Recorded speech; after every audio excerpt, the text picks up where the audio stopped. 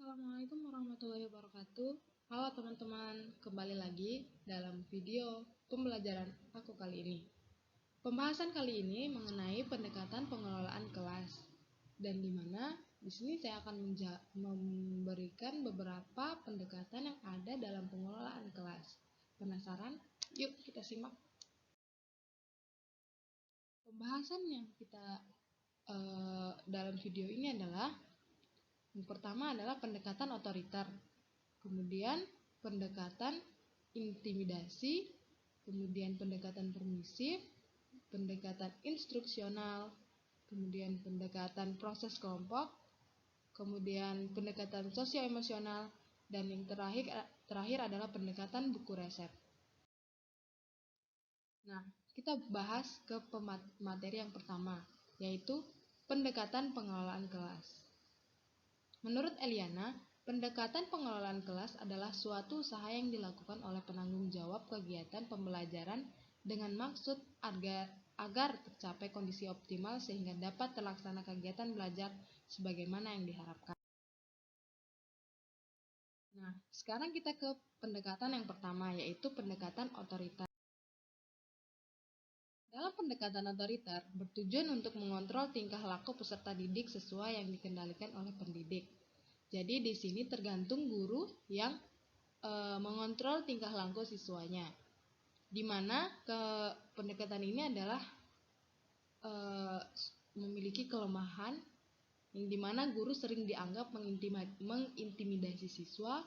Kemudian pendekatan ini kurang mantap dalam pelaksanaan baik perintah maupun larangan dapat ditetapkan atas dasar generalisasi masalah-masalah pengelolaan kelas tertentu.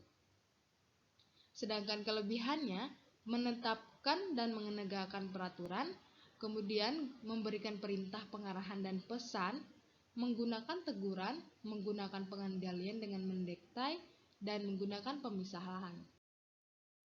Selanjutnya pendekatan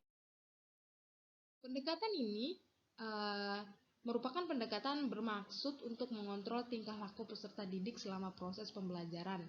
Namun perbedaannya pendekatan ini dilakukan dengan cara memeriksa ancaman kepada peserta didik. Nah, pendekatan ini menggunakan ancaman, beda dengan pendekatan.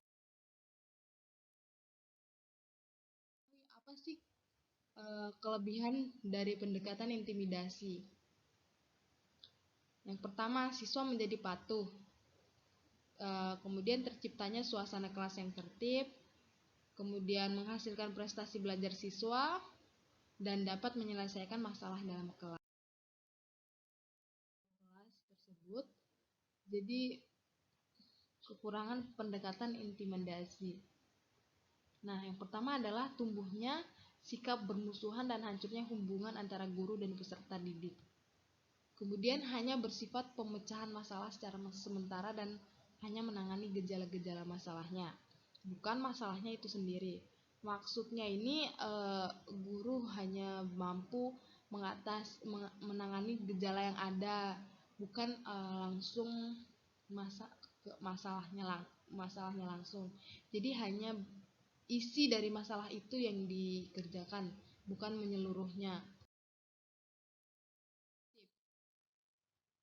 Pendekatan permisif adalah pendekatan yang menekankan perlunya memaksimalkan kebebasan peserta didik. Nah, kelebihan dan kekurangan pendekatan permisif ini adalah diantara untuk kelebihannya tumbuhnya demokrasi belajar dalam kelas, suasana belajar yang tidak terlalu tegang, peserta didik memperoleh kesempatan dapat mengatur kegiatan sekolah sesuai cakupannya. Sedangkan untuk kekurangannya ini adalah pendekatan ini kurang menyadari bahwa sekolah dan kelas adalah sosial yang memiliki peranata sosial. Selanjutnya kita akan ke pendekatan instruksional. Pendekatan ini adalah pendekatan yang berdasarkan pendirian bahwa pengajaran yang dirancang dan dilaksanakan dengan cermat akan mencegahnya timbulnya sebagian besar masalah manajerial kelas. Selanjutnya pendekatan instruksional. Mencegah kelebihannya ini adalah mencegah timbulnya masalah manajerial atau pengelolaan dan memecahkan masalah manajerial kelas. Di sini ada kekurangan pendekatan instruksional. Ada dua kekurangannya. yaitu pada pendekatan ini lebih mengutamakan kebutuhan materi peserta didik. Kemudian pendekatan ini peserta didik harus mengikuti pola guru. Jadi tidak semena-mena, siswa diatur menggunakan cara gurunya sendiri. Cara selanjutnya adalah pendekatan sosio-emosional. Apa sih sosio-emosional itu? Pendekatannya adalah untuk menciptakan suasana belajar yang demokrasi sehingga dapat membina rasa tanggung jawab sosial dan harga diri siswa, dan akhirnya terjalin hubungan positif antara guru dengan siswa dan siswa dengan siswa. Kemudian kelebihan pendekatan sosio-emosional. Pertama, terbinanya sikap demokratis. Kedua, selalu ada penghargaan. Jadi setiap kegagalan tidak akan membunuh motivasi siswa. Nah, yang ketiga adalah siswa belajar untuk saling menghargai teman ataupun guru. Otomatis di sini ada kekurangannya kan. Jadi ada dua kekurangannya juga. Yang dimana yang pertama adalah apabila hubungan siswa terlalu dekat dengan guru atau guru terlalu baik akan menimbulkan sikap siswa yang terlalu bebas.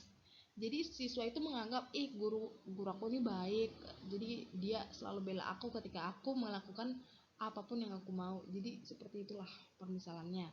Nah, untuk yang kedua ini sulit untuk memahami karakter emosi setiap siswa di kelas, maka diperlukan keterampilan guru yang lebih untuk membuat iklim sosio-emosional yang kondusif. Jadi emang sulit untuk memahami sebuah karakter siswa.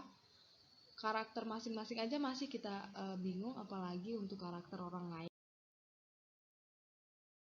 Selanjutnya adalah pendekatan buku resep. Kartadinata menjelaskan bahwa pendekatan buku masak merupakan kombinasi dari berbagai pandangan. Merupakan himpunan resep bagi guru. Pendekatan ini disebut buku masak karena berisi rakitan daftar tahap demi tahap tentang apa yang harus dilakukan oleh guru. Seringkali guru menggunakan pendekatan ini kaku, monoton.